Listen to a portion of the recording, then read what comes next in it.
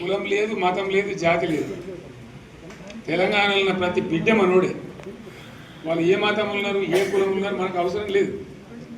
ఈ తెలంగాణ బార్డర్ గీత లోపలిన బిడ్డలు అందరు మనోళ్ళే, అందరు బాగుపడాల్సిందే. ప్రతి ఒక్కరికి న్యాయం జరగాల్సిందే.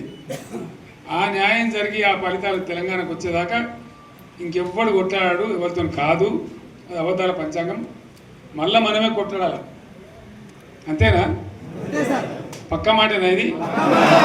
కొట్లాడదాం కదా. ప్రాణం పోయినా సరే తెలంగాణకు రక్షకులు మనమే.